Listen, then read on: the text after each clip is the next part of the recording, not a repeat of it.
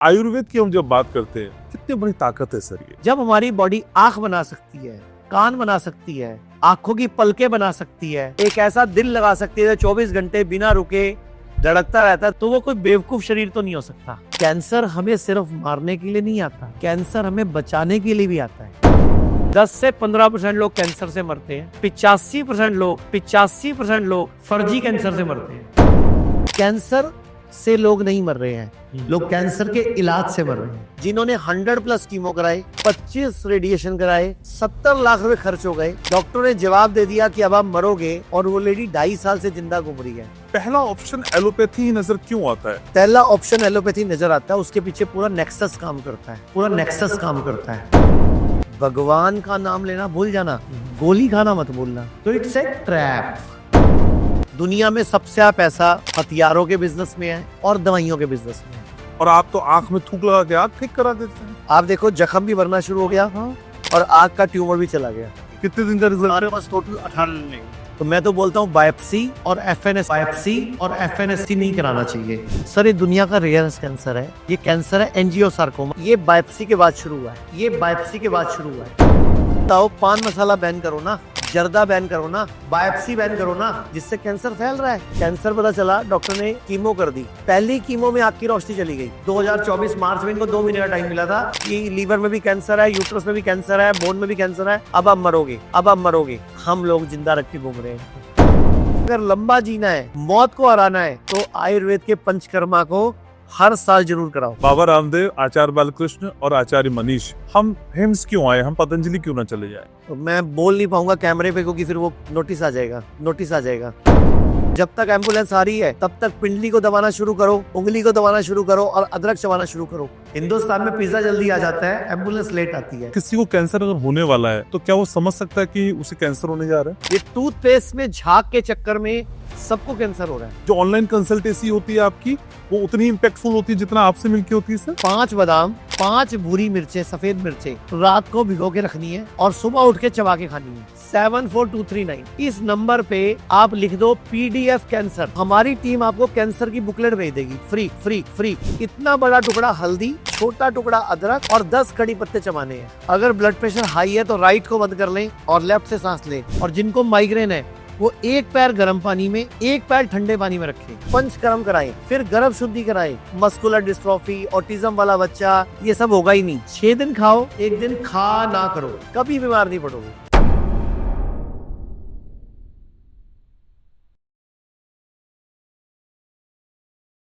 Cancer एक ऐसा शब्द जो शरीर को ही नहीं, आत्मा को भी डरा देता है, जिसमें इलाज से ज्यादा डर लगता है और उम्मीद से ज्यादा सवाल होते हैं। सवाल ये कि क्या ये असाध्य बीमारी कभी ठीक हो पाएगी? क्या मात्र जीवन शैली बदलने से आप कैंसर से लड़ पाएंगे, या इससे आगे बढ़ के आप कैंसर होने ही नहीं देंगे? तो आज इन्हीं तमाम सवालों को समझने की कोशिश करेंगे, क्योंकि कैंसर घर में जब एक को होता है तो पूरा परिवार इसकी जद में आ जाता है, मानसिक तौर पे, आर्थिक तौर पे और कई बार सामाजिक तौर पे भी। तो फिर आज इस पॉडकास्ट में एक ऐसी सोच हमारे साथ है जिनके लिए आयुर्वेद कोई जड़ी बूटी नहीं है, वो क्रांति है। जिन्होंने बीड़ा उठाया है आयुर्वेद का परचम लहराकर आयुर्वेद को विश्व गुरु बनाने की, जो कहते हैं कि कुछ नहीं करना है, बस अपने जीवन शैली को बदलिए और फिर देखिए बदलाव कैसे आता है। आप देखना शुरू कर चुके हैं आपका अपना favourite podcast, Ghanshyam Upadhyay podcast. मैं हूं आपके साथ घनश्याम, और मेरे साथ वो हैं जो आपकी जिंदगी को बदलने की बात करते हैं, आचार्य मनीष, आज के इस खास पॉडकास्ट के खास मेहमान। बहुत स्वागत मनीष जी, कैसे? बढ़िया। बाकी बातें करूंगा, लेकिन एक चीज तो है, जब किसी को किसी से मिलना होता है तो वो मिलकर रहता है। मेरी मुराद थोड़ा देर में पूरी हुई, लेकिन पूरी हो गई। आपसे बात तो मेरी बहुत टाइम पहले चल रही थी। डॉक्टर अंशुमन का इंटरव्यू जब आपने किया जी, हमारी बात उससे पहले से चल रही थी। बिल्कुल। लेकिन मैं दिल्ली नहीं आ पाया और आप हमारे तक नहीं पहुंच पाए। उसके बाद बीच में डॉक्टर अंशुमन के हमें 2 इंटरव्यू कर लिए, एक पॉडकास्ट 1, पॉडकास्ट 2 जी। फिर पॉडकास्ट 1 के बाद मैंने आपसे डॉक्टर अंशुमन का नंबर भी लिया जी, और फिर वो यहाँ ओके भी गए और बोल के भी गए, घनश्याम भाई को धन्यवाद बोल देना, उसकी वजह से उसने हमें मिलवाया है। और मैं ढूंढ रहा था कोई ऐसा शख्स जो ऑल्टरनेटिव कैंसर को ठीक करने का बीड़ा उठा के चल रहा हूँ। ठीक बात है सर। लेकिन आयुर्वेद की हम जब बात करते हैं और जिस चिकित्सा में आप महारथी हैं, कितनी बड़ी ताकत है सर ये। सर मैं आपको ये कहना चाहूंगा, ताकत कहीं बाहर नहीं है, ताकत हमारे अंदर है। जी आपकी शादी हो चुकी है? जी। कितने बच्चे हैं आप? 2 बच्चे हैं। ठीक है। आप कितने भाई बहन हो? हम 3। आपकी वाइफ कितने भाई बहन है? और वो भी 3 है। ठीक है। आप बताओ मुझे, साइंस कितनी तरक्की कर चुकी है? बहुत ज्यादा। ये हमारी ना पलक झपक रही है, इसके अंदर एक बॉल है, हम्म। आंख है हमारी। आप दुनिया का जितना पैसा बोलो मैं लाके देता हूँ, दुनिया की जो मटेरियल बोलो मैं लाके देता हूँ। आपको ये आंख बनानी है, बना सकते हो? ये आंख बनानी है, साइंटिस्ट बना सकता है कोई अभी तक? हाँ, इस तरह की रिसर्च मेरे संज्ञान में नहीं। कोई आंख बनाई हो किसी ने, असली आंख? अब मेरे संज्ञान में ऐसी रिसर्च नहीं है। आप बना सकते हो? नहीं सर, मैं तो अल्पज्ञानी हूँ, आपके सामने बैठा हूँ। जबकि आप ही के गए हुए बीज से आपकी बीवी ने 4 आंखें बनाई हैं उनके पेट में। तो आपने क्यों नहीं एकदम दिमाग लगाया कि मेरी बीवी के पेट में आंख बनी तो है, और आपकी मम्मी के पेट में 6 आंखें बनी है, और आपकी बीवी की मम्मी के पेट में भी 6 आंखें बनी है, क्योंकि आप दोनों 3-3 हो, आपके भी 2 बच्चे हैं जी। और दोनों बच्चों का बीज भी आपसे गया हुआ है। तो कहने का मतलब यह है, शक्ति हमारे अंदर है, शक्ति बाहर नहीं है, हमें उसको जगाने की जरूरत है। जब हमारी बॉडी आंख बना सकती है, कान बना सकती है, आंखों की पलकें बना सकती है, नाक में छेद सेट कर सकती है, एक ऐसा दिल लगा सकती है 24 घंटे बिना रुके धड़कता रहता है, तो वो कोई बेवकूफ शरीर तो नहीं हो सकता। सही। अगर वो कोई गांठ बना रहा है, कोई ट्यूमर बना रहा है, कोई रसौली बना रहा है, तो हमें सोचने की जरूरत है वो क्यों बना रहा है, और अगर हो सकता है वो हमारे भले के लिए बना रहा हो। कैंसर हमें सिर्फ मारने के लिए नहीं आता, कैंसर हमें बचाने के लिए भी आता है। कि आपकी बॉडी में टॉक्सिन घूम रहे थे, वो हार्ट में जाके ना फंस जाएं, वो ब्रेन में जाके ना फंस जाएं और आपकी मौत ना हो जाए। बॉडी कई बार उसको किसी बॉडी के एक पार्ट पे एक्यूमुलेट करती है, लेकिन हम जब उसको छेड़ देते हैं बायोप्सी करके, मैमोग्राफी करके, पेट स्कैन करा के, तब कई बार वो अग्रेसिव कैंसर में कन्वर्ट हो जाता है। ओके। वैसे मेरी अगर थ्योरी सुनोगे, मेरा जो रिसर्च वर्क है कि 10 से 15% लोग कैंसर से मरते हैं, 85% लोग फर्जी कैंसर से मरते हैं। फर्जी कैंसर? फर्जी कैंसर क्या होता है जो कि सर? होता नहीं है, क्रिएट किया जाता है बायोप्सी से, पेट स्कैन से, मेमोग्राफी से, डर से, जिसको बोलते हैं नोसिबो इफेक्ट। वो डर उनको मारता है, गलत इलाज से मरते हैं। कैंसर से लोग नहीं मर रहे हैं, लोग कैंसर के इलाज से मर रहे हैं। कीमोथेरेपी, रेडियोथेरेपी, सर्जरी, फियर, डर, और गरीब हो जाते हैं लोग। जबकि डाइट ठीक कर लो, लाइफस्टाइल ठीक कर लो, बॉडी को डिटॉक्स कर लो, आप कैसे मर्जी बीमारी को हरा सकते हो। मैं आपको यहीं पे आज जहां आप हो, मेरठ हिम्स में, अभी आपको मैं 50 पेशेंट से मिलवा सकता हूं जिन्होंने 4 स्टेज कैंसर को हराया है, ब्रेस्ट कैंसर को हराया है। अभी इस पॉडकास्ट से पहले भी आप लेडी से मिले हो जी। जिन्होंने 100+ कीमो कराए, 25 रेडिएशन कराए, 8 के लगभग इम्यूनथेरेपी कराई, और चौथी बार कैंसर आया बॉडी में। प्रोस्टेट, उनको गॉल ब्लैडर कैंसर था और बार बार आया, 70 लाख रुपए खर्च हो गए। डॉक्टर ने जवाब दे दिया कि अब आप मरोगे, और वो लेडी 2.5 साल से जिंदा घूम रही है। और वो हमारे पास आई नहीं, घर पर ही हमारे प्रोटोकॉल, हमारी बताई यूट्यूब पे डाइट, फेसबुक की डाइट देखकर, और अब वो आई है हमारे यहाँ पंचकर्म कराने, बॉडी को डिटॉक्स कराने। ठीक है। लेकिन मनीष जी, हम जब भी किसी बीमारी से ग्रसित होते हैं, कैंसर से ही होते हैं, पहला ऑप्शन एलोपैथी ही नजर क्यों आता है? जब हार जाते हैं तब हम आयुर्वेद की तरफ भागते हैं। पहला ऑप्शन एलोपैथी नजर आता है, उसके पीछे पूरा नेक्सस काम करता है, उसके लिए पूरा माइंडसेट चेंज किया जाता है, उसके लिए अंग्रेजों ने कई साल मेहनत रची है। पहले तो ये बताओ मुझे, एलोपैथी के डॉक्टर को क्या बोलते हैं? डॉक्टर्स बोलते हैं स्पेशलिस्ट। क्या उनकी डिग्री का नाम क्या बोलते हैं? एमबीबीएस। आपने कभी सर्टिफिकेट चेक किया है? उस पे BMBS लिखा हुआ है।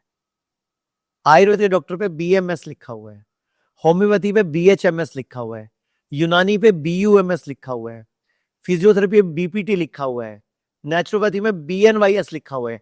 They all are bachelor degree, same degrees है।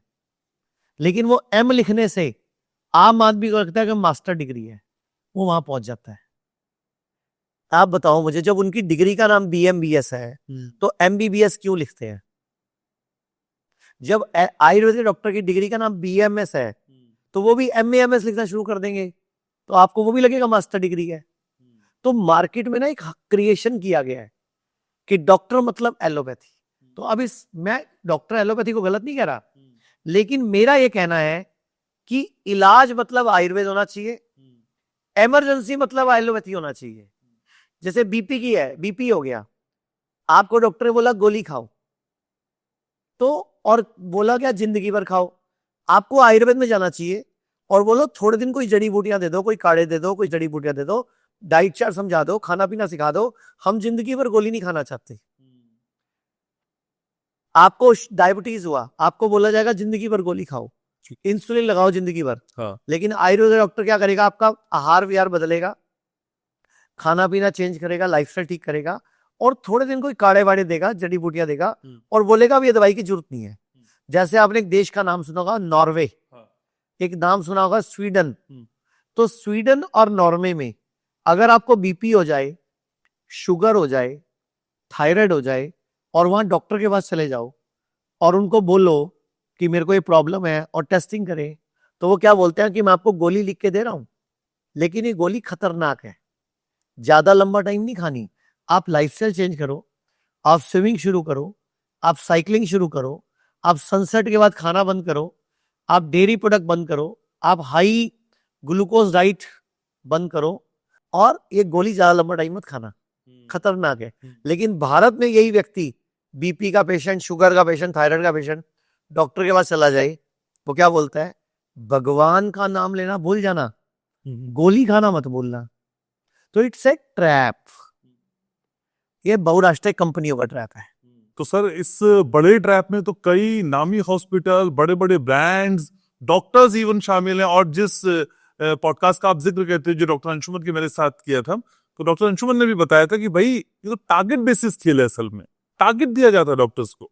देखो मैं बोलूंगा तो इनको बुरा लगेगा सबको, डॉक्टर अंशुमन की क्लिप काट के लगा देना यहाँ पे, क्योंकि मैं बोलूंगा ना, क्योंकि मैं दूसरी पैथी से आता हूँ, मेरा अलग मॉडल है, तो इन सबको बुरा लगेगा। मैं नेचुरोपैथी से आता हूँ, मेरे साथ आयुर्वेदिक डॉक्टर काम करते हैं, तो उनको लगेगा ये कौन होता है हमारे पे सवाल उठाने वाला। मैं नहीं उठा रहा, आपके कपड़े आप ही के कई लोग फाड़ते हैं आजकल। टूटने लगे हैं क्या? बिजनेस दो ही फ्लोरिश करता है, खाप या खतरा। हेल्थ केयर सेक्टर में करप्शन पूरी तरह फैल चुका है। बड़े प्रमोटर, बड़े फार्मा इंडस्ट्री गवर्नमेंट के साथ मिले हुए हैं। आंसर इज यस, मिले हुए हैं। उस अस्पताल को चलाने वाला कौन है? एक बिजनेस प्रमोटर, आम भाषा में कह सकते हैं लाला। आपको इतने लाख महीने का चाहिए, तो कहा जाता है महीने के इतने सर्जरी करो, इतनी कीमोथेरेपी की दवा चलनी चाहिए। तो आपको लगता है कि ट्रैप तो ये बहुत बड़ा है?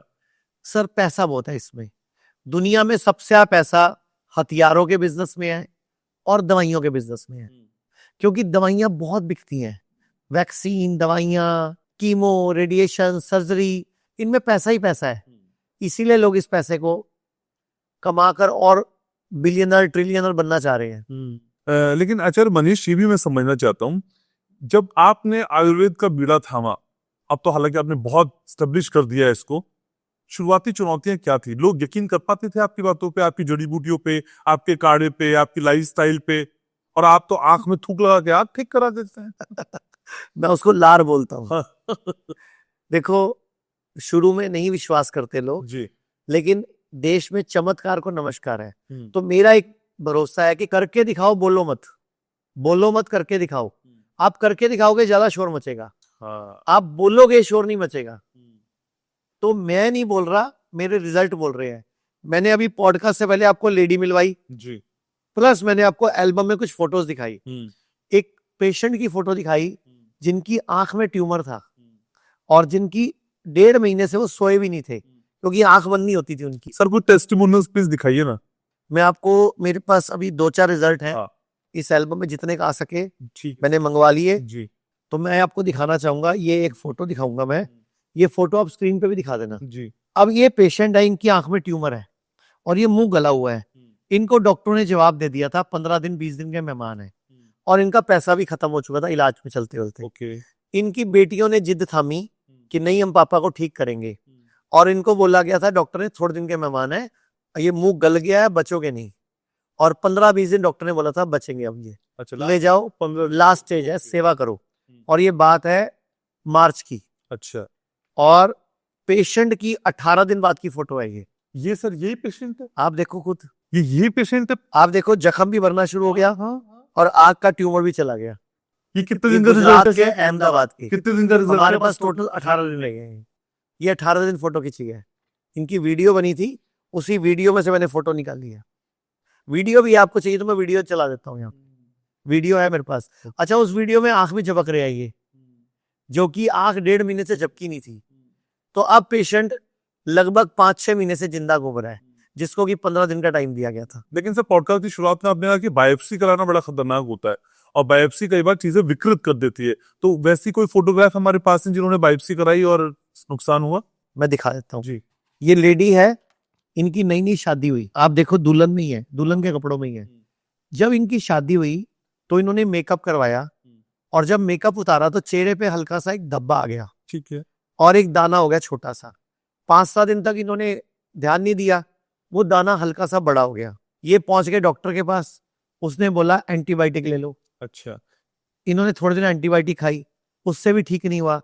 ये आयुष्मान कार्ड के लाभार्थी थे, आयुष्मान कार्ड होता है ना, 5 लाख का इलाज फ्री जी होता है। जी। ये हॉस्पिटल पहुंच गए, डॉक्टर ने कर दी इनकी बायोप्सी, क्योंकि कैंसर का प्रोटोकॉल ही बायोप्सी है और वहीं से बिल बनना शुरू होता है।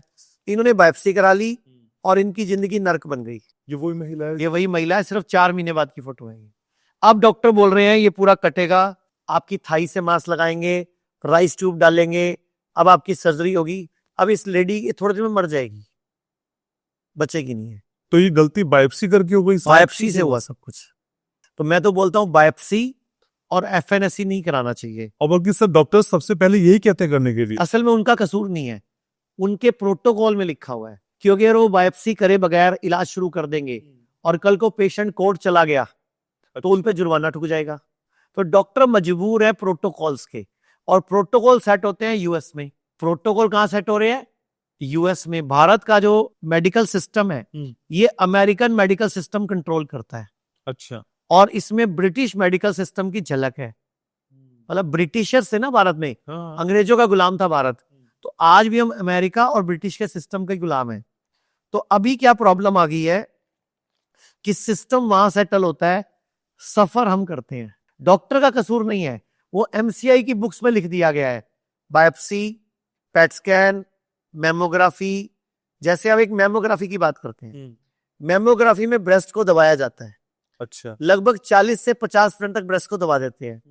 अच्छा, 40-50% ब्रेस्ट दबाने के लिए बनी है क्या? इतनी दबा देते हैं कि कई बार उसके अंदर के टिश्यू रप्चर हो जाते हैं, वो जो गांठ है वही फट जाती है और बाद में वो गलने लग जाती है, ब्रेस्ट पस निकलनी शुरू हो जाती है, ओपन वुंड बन जाता है। सबके साथ नहीं होता ऐसा, कुछ के साथ होता है। अब मेमोग्राफी खुद में पेनफुल है। अब मेमोग्राफी क्रिएट कैंसर, ये मैं नहीं बोल रहा, आप गूगल पे चेक कर लो, कितने रिसर्च पेपर मिल जाएंगे। तो आपने चेक कर लिया ब्रेस्ट में गांठ है, आप डाइट ठीक करके, ग्रीन जूसेस पी के, लंदन करके, पंचकर्मा से, नेचुरोपैथी से घर पे गांठ ठीक कर लो ना। नहीं तो किसी पंचकर्म सेंटर, आयुर्वेदिक सेंटर में आ जाओ, वहां ठीक हो जाएगी। लेकिन आपको तो जानना है बायोप्सी से। बायोप्सी क्या करती है, उसको खोल देती है। मैं आपको एक फोटो और दिखाना चाहता हूँ आपके दर्शकों को। ये एक मुस्लिम भाई है जी। ये भी आयुष्मान योजना का लाभार्थी है, गरीब आदमी की योजना। अभी आयुष्मान योजना का एक नुकसान क्या है कि आयुष्मान योजना में आयुर्वेद शामिल नहीं है, जो कि होना चाहिए। अगर आयुष्मान में आयुर्वेद होता तो ये पेशेंट वहां नहीं जाते। ये दाना दाग दवाई से ठीक हो जाता है या पंचकर्म से ठीक हो जाता है। अभी क्या है, ये दाना लेके चले गए, डॉक्टर ने बोल दिया बायोप्सी करके देखते हैं। अच्छा, बायोप्सी की रिपोर्ट नॉर्मल आ गई, पहली बायोप्सी की, तो डॉक्टर ने बोला रिपोर्ट नॉर्मल आ गई, लेकिन तब तक इस पेशेंट का हाल क्या हो चुका था। अब आप बताओ, बायोप्सी और अगली बायोप्सी में कैंसर आ गया। जो पहली बायोप्सी में रिपोर्ट नॉर्मल आई थी, अच्छा, और ये पहली बायोप्सी के बाद? पहली बायोप्सी के टोटल 3 बायोप्सियां हुई हैं, लेकिन अब इनका ये हाल है। अब ये हमारे पास पहुंचे हैं। अब मुझे बताओ कसूर किसका है? तो ये हमें सबको सोचना पड़ेगा कि हम सबको पहले आयुर्वेद में, नेचुरोपैथी में आना चाहिए और इमरजेंसी में एलोपैथी में जाना चाहिए। मतलब एलोपैथी, आयुर्वेद, होम्योपैथी सब इकट्ठे हो जाएं, इंटीग्रेट हो जाए, इस देश का भला हो जाएगा। अभी क्या, कोई किसी को कमजोर बता रहा है, कोई किसी की बुराई कर रहा है, कोई किसी की बुराई कर रहा है। लोग एलोपैथी वाले आयुर्वेद को सूडो साइंस बोलते हैं और आयुर्वेद वाले एलोपैथी वाले को गाली देते हैं। अब ये टाइम नहीं है, अब सबको एक होने का टाइम है। लेकिन सर आयुर्वेद के दौरान जितनी भी आप बातें कर रहे हैं ये वैज्ञानिक तौर पे सिद्ध होती हैं क्या? साइंस फैक्ट है इसमें? सर मैंने आपसे एक सवाल पूछा कि आप आंख बना सकते हो क्या? आपने बोला नहीं, लेकिन आपकी बीवी के पेट में 4 आंखें बनी हैं, इसको अब साइंस से सिद्ध करो, बनी है कि नहीं बनी? आपकी मम्मी के पेट में 6 आंखें बनी। ऑब्वियस। अब मैं कहां से, अब मैं एक बार बस सुनता हूं, ये पेशेंट है, ये पेशेंट ठीक हो गया, आप कह रहे हो साइंस से सिद्ध करो, ठीक ही हो गया ना यार, सिद्ध करने में टाइम खराब क्यों करूं मैं? फिर भी मैंने बताता हूं आप सबकी नॉलेज के लिए, 550 पेपर हम लिख चुके हैं। अच्छा। 550 double blind trial, clinical trial कई चल रहे हैं, कई हो चुके हैं। किडनी का 100 पेशेंट का ऑब्जर्वेशन स्टडी हो चुका है हमारे हॉस्पिटल में, दयानंद आयुर्वेदिक मेडिकल कॉलेज जलंधर और श्रीधर यूनिवर्सिटी पिलानी ने किया 100 पेशेंट पे। इसके अलावा 70 पेपर छप चुके हैं, इस पेशेंट का पेपर भी छपने भेज दिया है अच्छे जर्नल में। अब कई इकट्ठे करके पेशेंट, उनकी स्टडीज चल रही हैं, और जो स्टडी आपको चाहिए आयुर्वेद की मैं सारी दे देता हूं। ये फैलाया गया कि आयुर्वेद स्टडी नहीं है, ओके।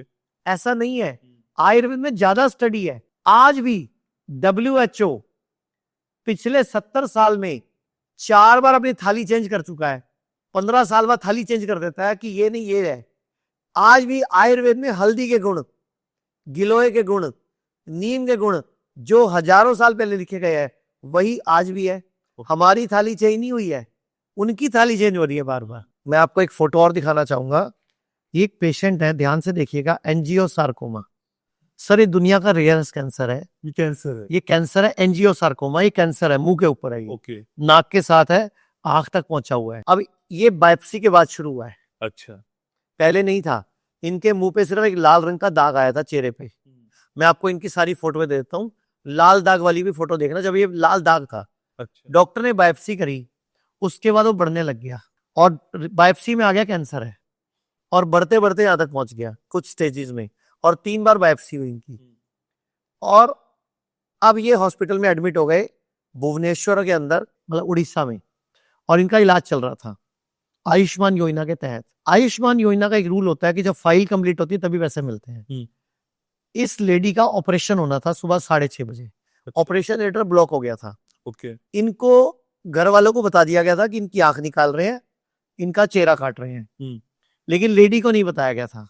बाई चांस किसी नर्स से उनको पता चल गया कि सुबह आपकी आंख निकालेंगे और मुंह काटेंगे, और वो नर्स से उनका प्यार हो चुका था लेडी का, तो नर्स ने उनको बता दिया कि मैंने जितने भी लोगों की कटती देखी है ना, बाद में उनकी जिंदगी नर्क हो जाती है, तो आप ना अपने घर वालों को बोलो निकल जाओ यहाँ से, ऑपरेशन मत कराओ।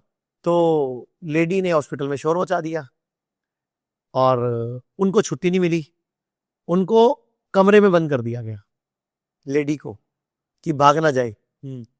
लेडी के घर वालों को जब पता चला कि कमरे बंद कर दिया, उन्होंने मुख्यमंत्री हेल्पलाइन पे फोन कर दिया, और ये सब ऑन रिकॉर्ड है। अच्छा। मेरे पास एफिडेविट भी है इनका। तो इनको बंद कर दिया गया कमरे में, और मुख्यमंत्री हेल्पलाइन में फोन कर दिया। 11:30 बजे रात को पुलिस आती है और हॉस्पिटल से लेडी को छुट्टी दिलाती है। अच्छा। 12:30-1 बजे बाहर निकलते हैं, और 3 दिन बाद ये हमारे पास पहुंच जाते हैं, इस हालत में आते हैं। और ठीक 14 दिन बाद इनकी ये फोटो है, जिनकी आंख निकाली जा रही थी, जिनका मुंह काटा जा रहा था, हल्दी की पट्टियां करने से और डाइट ठीक करने से, लीच थेरेपी से, ये लेडी का 14 दिन बाद की कंडीशन है। ये लेडी हमारे यहाँ पूरे 34 दिन रह के गई हैं, उसके बाद 3 महीने बाद दोबारा आई हैं, 3 बार आ चुकी हैं। हम इनका दाग नहीं ठीक कर पा रहे, लेकिन इनका जख्म बढ़ चुका है, और अब इनका रिपोर्टें भी नॉर्मल आई है, इनका पेट स्कैन भी नॉर्मल आ गया। अच्छा। अब बॉडी में कहीं कैंसर नहीं है। तो ये है चमत्कार आयुर्वेद का। अब मैं आपको एक चीज दिखाना चाहूंगा, इसमें एक प्रॉब्लम क्या है कि जो लोग बायोप्सी कराते हैं उनकी जिंदगी नर्क बन जाती है। ये मैं आपको दिखा रहा हूं, जरा आप भी देखिए। पहले मैं आपको दिखाता हूं कि कैंसर का इलाज क्या है। इसको इलाज बोला जाता है। हाँ। ये इलाज है। पहले जीभ काटी गई, उसके बाद जीभ में कैंसर दोबारा आ गया, थोड़ी जीभ 6 महीने बाद और काटी गई, फिर पूरी जीभ कट गई, गल गई पूरी जीभ तो पूरी काट दी, मुंह से पानी गिरने लग गया तो मुंह में कपड़ा डाल के रखना पड़ता है।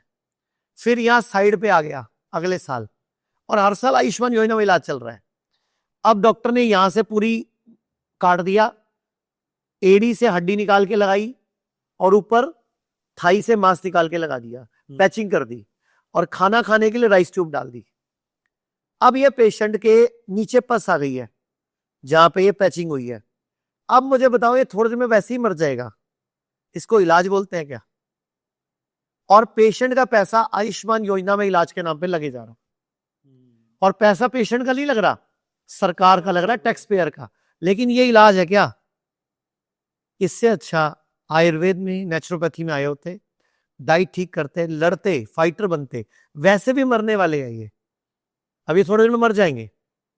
ऐसे ही एक और पेशेंट है, ये भी सेम केस है। इनका भी पहले ठोडी कटी है परली तरफ की, जीभ कटी हुई है, अब दूसरी तरफ आ गया तो यहाँ पे पैसे लगा दिया हाथ से निकाल के, हाथ से टुकड़ा निकाल के। अब ये रेडिएशन के दाने आ गए, राइस ट्यूब से खाना जा रहा है पेट में। ये थोड़े दिन में मर जाएंगे, बोल नहीं सकते, ये पेशेंट की जुबान चली जाती है। तो मुझे बताओ, पान मसाला बैन करो ना, जर्दा बैन करो ना, तंबाकू बैन करो ना, बायोप्सी बैन करो ना, जिससे कैंसर फैल रहा है लेकिन पैसा बर्बाद हो रहा है, और ये सब ट्रैप है। अब आप देखो, ये बायोप्सी से हुआ है, इलाज नहीं हुआ अभी तक, बायोप्सी हुई है, ये बायोप्सी हुई है, इलाज नहीं हुआ अभी तक। ऐसे मेरे पास सैकड़ों हैं, आप देखते हैं थक जाओगे, मैं दिखाते नहीं थकूंगा। ये देखो सर, सिर्फ बायोप्सी हुई है, कोई इलाज नहीं हुआ अभी तक, और इसमें कीड़े पड़ चुके हैं। और ये 4 महीने पहले हमारे पास आए थे, एक दाना था यहाँ पे, और हमने बोला था महीने में 2 महीने में ठीक हो जाएगा, लेकिन इनको जानना था कैंसर है कि नहीं है। इलाज नहीं हुआ अभी तक, अभी कोई कीमो रेडिएशन हुआ ही नहीं, सिर्फ बायोप्सी हुई है। और ये लेडी जिसकी आंख नहीं है, इनके बायोप्सी हुई, कैंसर पता चला, डॉक्टर ने कीमो कर दी, पहली कीमो में आंख की रोशनी चली गई। डॉक्टर ने बोला आंख निकाल देते हैं, बॉडी में कैंसर फैलेगा नहीं। आज पूरी बॉडी में कैंसर है, और डॉक्टर ने इनको 2 महीने का टाइम दिया था। लास्ट ईयर मार्च में, 2024 मार्च में इनको 2 महीने का टाइम मिला था कि लीवर में भी कैंसर है, यूट्रस में भी कैंसर है, बोन में भी कैंसर है, अब आप मरोगे। हम लोग जिंदा रख के घूम रहे हैं इनको। लीवर का कैंसर जा चुका है, पीरियड्स आने दोबारा शुरू हो चुके हैं। अच्छा, यूट्रस में कैंसर नहीं है, सिर्फ बोन्स में रह गया अभी, वो भी चला जाएगा। और लेडी कार चला रही है, बच्चों को स्कूल से ला रही है, ले जा रही है, हेल्दी है, पहले से फिट है, लेकिन आंख नहीं है। और ये बोल के आंख निकाली गई थी हैदराबाद में कि दोबारा कैंसर फैलेगा नहीं पूरी बॉडी में। तो मैं भी रिक्वेस्ट करूंगा डॉक्टरों से भी कि हमें अपनी पढ़ाई में परिवर्तन की जरूरत है, हमें बॉडी के हीलिंग पावर को समझने की जरूरत है, बॉडी के हीलिंग पे विश्वास करने की जरूरत है। हम सबको पैसे को छोड़कर पेशेंट ठीक होना चाहिए, उस दिशा में सबको मिलकर इंटीग्रेटेड तरीके से काम करना चाहिए। और मैं आज आपको बोल रहा हूँ, इनवाइट कर रहा हूँ, आप कम से कम 20-50 पेशेंट से मिलना है। यहाँ पे डॉक्टर अंशुमन मिलके गए हैं और बहुत खुश हुए, और वो मेरे पास हर महीने 4-6 पेशेंट भेजते हैं। एलोपैथी और जो पेशेंट हमें लगता है कि इसको हम आयुर्वेद में मैनेज नहीं कर पाएंगे, हम डॉक्टर अंशुमन के पास भेज देते हैं, क्योंकि हर पेशेंट हम आयुर्वेद में मैनेज नहीं कर सकते, कुछ की कंडीशन ही ऐसी होती है हम नहीं देख सकते हो, तो हम बोल देते हैं। लेकिन सर, सोशल मीडिया पे बहुत सारे लोग कहते हैं कि आचार्य मनीष आयुर्वेद की मार्केटिंग कर रहे हैं और मार्केटिंग के जरिए मुनाफे की तरफ बढ़ रहे हैं। तो मुनाफा कमाना गलत है? कहीं शास्त्रों में लिखा हुआ है अर्थ कमाना गलत है क्या? इलाज के नाम पे तो नहीं कमाना है ना सर, किसी को भी नहीं कमाना। कौन कमा रहा है इलाज के नाम पे? आप अभी चलो, मेरे यहाँ 15% पेशेंट का इलाज फ्री भी होता है, जो गरीबी रेखा से नीचे आता है उसका इलाज फ्री होता है, और जो हेल्थ इंश्योरेंस लेके आता है उसका इलाज फ्री होता है। और मैं पैसा तो, मैंने तो 4.5 साल से इस संस्था से सिर्फ सैलरी ले रहा हूँ, और मैंने तो आपकी सैलरी कितनी बार पिछले 4 साल में कितनी बार बढ़ी है? 4 बार।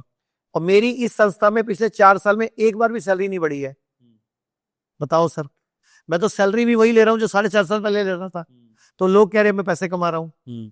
संस्था जो पैसा कमाती है वो गरीब लोगों के इलाज में, रिसर्च में, क्लिनिकल ट्रायल्स में खर्च करती है। संस्था भी तो आप, और आगे हाँ जी, संस्था भी तो आप ही। सर नहीं, मेरी नहीं है, अच्छा, लिमिटेड कंपनी है, मैं तो उसका एक पार्ट हूँ। अच्छा, ठीक है। और मैंने 4.5 साल में सैलरी नहीं बढ़ाई, मैं फिर बोल रहा हूँ। ठीक है, लेकिन आयुर्वेद की ही बात बाबा रामदेव भी करते हैं, आचार्य बालकृष्ण भी करते हैं। आप उनसे अलग कैसे हैं, या आप भी वही कह रहे हैं जो वो कह रहे हैं? मैं उनसे अलग नहीं हूं, हम एक ही हैं। हम एक ही बात करते हैं कि शरीर ताकतवर है, शरीर में हीलिंग पावर है। योगा करो, प्राणायाम करो, जिम्मेदारी लो कि हमें बीमार नहीं पड़ना है, हमें जिंदगी भर स्वस्थ रहना है, बीमार नहीं पड़ना है, ये मेरी जिम्मेदारी है। आपको ठीक रखने की जिम्मेदारी आपकी खुद की है। और अगर बीमार पड़ो तो घर की रसोई, आयुर्वेद और नेचुरोपैथी प्रथम चॉइस होना चाहिए। और हर व्यक्ति को हर साल पंचकर्मा जरूर कराना चाहिए, ताकि जिंदगी भर डॉक्टरों के चक्कर में पड़े ही ना। नरेश त्रिहन, मेदांता के मालिक, वो क्या बोल रहे हैं आयुर्वेद के बारे में? वो कह रहे हैं अगर लंबा जीना है, मौत को हराना है, स्वस्थ रहना है, तो आयुर्वेद के पंचकर्मा को हर साल जरूर कराओ। ठीक है, लेकिन सर मेरा सवाल रह गया, बाबा रामदेव, आचार्य बालकृष्ण और आचार्य मनीष, हम हिम्स क्यों आए, हम पतंजलि क्यों ना चले जाए? एक ही बात है, आप पतंजलि जाओ, आप हिम्स जाओ, एक ही बात है। दोनों जगह आयुर्वेद है, दोनों जगह नेचुरोपैथी है, दोनों जगह क्रांतिकारी लोग बैठे हैं। आचार्य मनीष भी कुछ अपने प्रोडक्ट्स निकालने वाले, फिर तेल निकाल दिए? नहीं, तेल घी नहीं निकालूंगा कभी भी। मैं कभी एफएमसीजी मार्केटिंग में नहीं आऊंगा। मैं पूरे जीवन काल जो भी करूंगा, इंसान के स्वास्थ्य को बेहतर बनाने की दिशा में करूंगा। मैं हेल्थ के अलावा इधर उधर कहीं नहीं जाऊंगा। मेरा एक ही मकसद है, भारत में लोग बीमार ना पड़े। मैं जो भी प्रोडक्ट निकालूंगा वो ऐसे निकालूंगा जो व्यक्ति को हेल्दी बनाए या व्यक्ति को बीमार पड़ने ही ना दे। मैं अभी आपको एक किट दिखाता हूं, हम लोगों ने स्वस्थ व्यक्ति के लिए बनाई है। सिर्फ 30 रुपए रोजाना, अच्छा, बेसिक किट, और 60 रुपए रोजाना एडवांस किट। अगर छोटी मोटी प्रॉब्लम है तो 60 रुपए रोजाना, अगर कुछ भी नहीं है तो 30 रुपए रोजाना। दो किट है, एक 30 रुपए रोजाना, एक 60 रुपए रोजाना।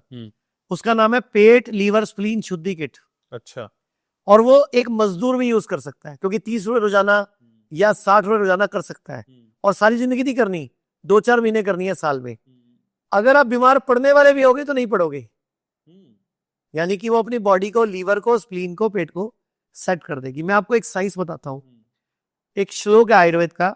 आयुर्वेद कहता है हम बीमार क्यों पड़ते हैं, समझा रहा है आयुर्वेद। सर्वे रोगा अपि मंदाग्नि ही, कि सभी रोगों का कारण मंदाग्नि है। पूरा श्लोक क्या है? सर्वे रोगा अपि मंदाग्नि ही अजीर्ण मलिने मल संचते, मतलब सभी रोगों का कारण मंद अग्नि है, यानी कि कमजोर पेट, कमजोर लीवर, कमजोर पेनक्रियास, कमजोर स्प्लीन और चय उपचय क्रिया कमजोर होना, पेट कमजोर होना, आपका खाना हजम नहीं होना, अजीर्ण इंडाइजेशन हो जाना, मल संचते, मल संचय हो जाता है। जैसे आप किसी के ब्रेस्ट में गांठ हुई, वो बोल रहे हैं ब्रेस्ट में गांठ, या बोल रहे हैं ब्रेस्ट कैंसर। मैं बोलता हूं ब्रेस्ट में कुपित मल संचय। अब किसी के यूट्रस में गांठ हुई, वो बोल रहे हैं कि यूट्रस कैंसर। मैं बोल रहा हूं यूट्रस में कुपित मल संचय। किसी के ओवरी में सिस्ट हुई, तो वो बोल रहे हैं ओवरी में गांठ हुई या ओवरी में सिस्ट हुई। मैं बोल रहा हूं ओवरी में कुपित मल संचय। हर चीज कुपित मल संचय है। अगर आपके नाक में कुछ जम गया तो मैं बोलूंगा नाक में साइनोसाइटिस बोलते हो, हम बोलते हैं नाक में कुपित मल संचय। ओके, मतलब हर चीज आयुर्वेद कहता है कुपित मल होके संचय हो जाता है, यानी कि बॉडी में टॉक्सिन जमा होते हैं, गंदगी जमा होती है, वेस्ट आ जाता है, फ्री रेडिकल की वजह से हम बीमार पड़ते हैं। अब इलाज क्या है?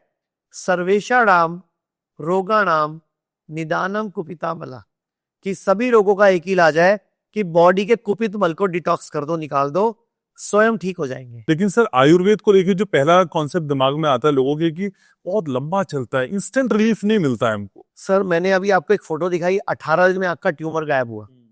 एक फोटो दिखाई, 14 दिन में उनका कैंसर, मुंह साफ हो गया, आंख बच गई कटने से। अब अभी आप कह रहे हो आयुर्वेद स्लो है। मुझे लगता है आयुर्वेद सुपर फास्ट है, पैसेंजर ट्रेन कोई और है। पर अग्रेसिव ट्रीटमेंट देने में अभी कामयाब नहीं है।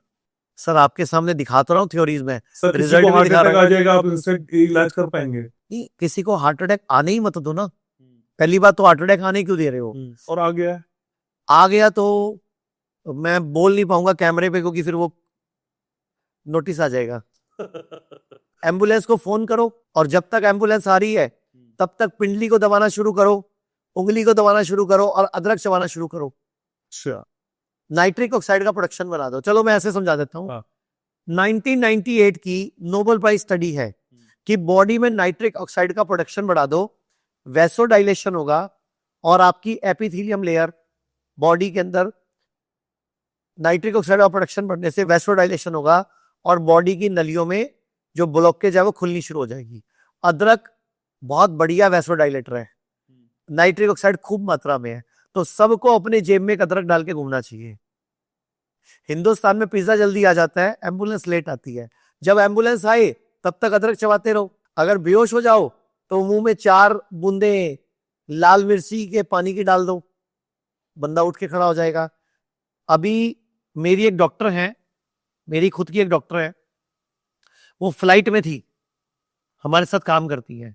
फ्लाइट में पेशेंट को प्रॉब्लम हो गई, किसी को मिर्गी का दौरा पड़ गया। अच्छा, फ्लाइट में, ओके। अब उड़ती फ्लाइट में और एयरपोर्ट कम से कम 50 मिनट दूर है, इमरजेंसी लैंडिंग तभी हो सकती है। और उन्होंने अनाउंसमेंट करा कोई डॉक्टर है, कोई डॉक्टर है, कोई डॉक्टर है। तो मैं भी था, वो मैडम भी थी। तो मैंने मैडम को बोला, मैडम जाओ।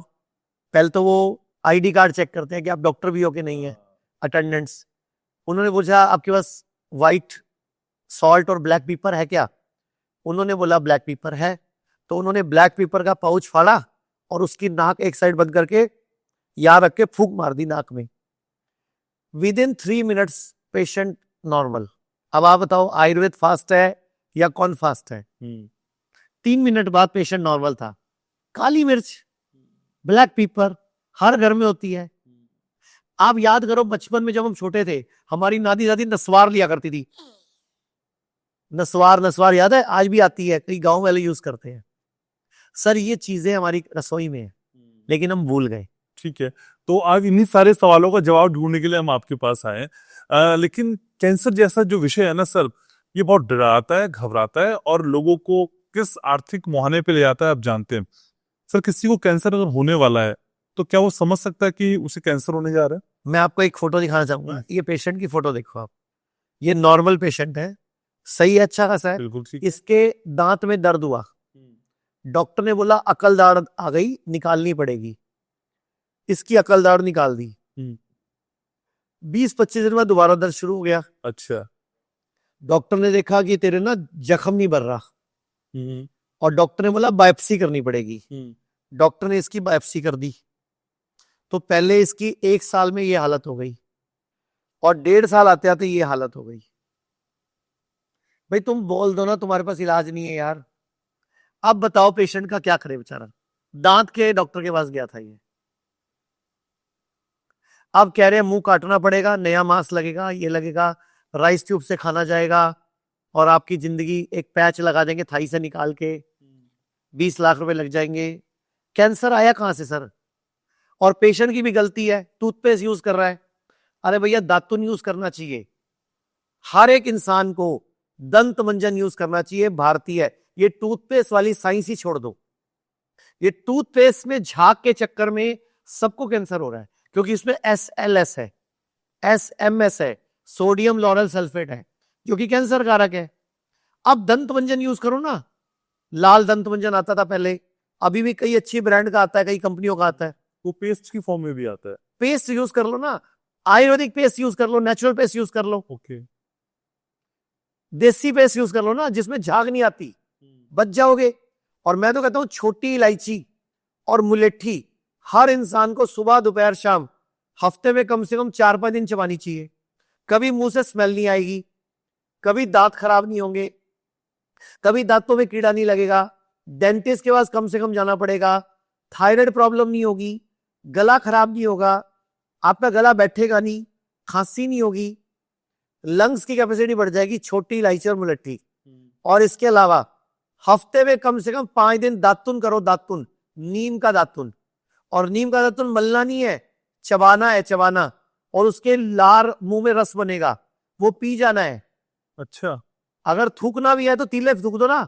अच्छा पी जाओगे तो क्या होगा? हाई एल्कलाइजर है, आपका ब्लड प्यूरिफाई कर देगा, हीमोग्लोबिन बढ़ा देगा, बुखार नहीं होने देगा, ब्लड कैंसर नहीं होने देगा। लास्ट स्टेज ब्लड कैंसर, जिसको डॉक्टर का जवाब मिल गया था कि 15 दिन के मेहमान है, हमारे पास जब पहुंचे थे तो नाक से ब्लड आ रहा था, हीमोग्लोबिन 5 रह गया था और हर बड़े हॉस्पिटल में जाए थे। और आज 6 महीने से जिंदा है, सारी रिपोर्टें नॉर्मल है।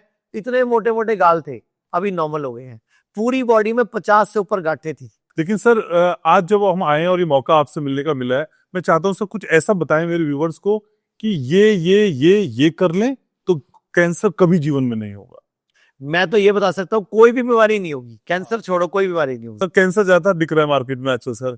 तो बेचा जा रहा है और लोग खरीद रहे हैं। सर मैं अपना अनुभव शेयर करता हूँ, कभी कभी जब हम छोटे थे तो कभी हम सोच किसी दूसरे जिले में या कोई तीसरे गांव में कोई एक कैंसर वाला निकलता था और उससे कहने में भी सर हिचकिचाहट होती थी कि अरे भाई उसको कैंसर हो गया। अब तो सर शायद ही कोई घर हो जहां कोई कैंसर पेशेंट ना हो। तो मैं आप सबको बताना चाहूंगा, ध्यान से सुनिए आप सब लोग। जी। नंबर 1, रात को दांत मांज के सोना अच्छी तरह, मतलब कुल्ला उल्ला करके सोना है, टूथपेस्ट मत करना। और टूथपेस्ट के साथ जो ब्रश करते हो वो भी प्लास्टिक का है, और जब प्लास्टिक का ब्रश करते हो तो थोड़े दिन में वो प्लास्टिक घिस जाता है। तो कहाँ जाता है? पेट में। Micro plastic, nano plastic.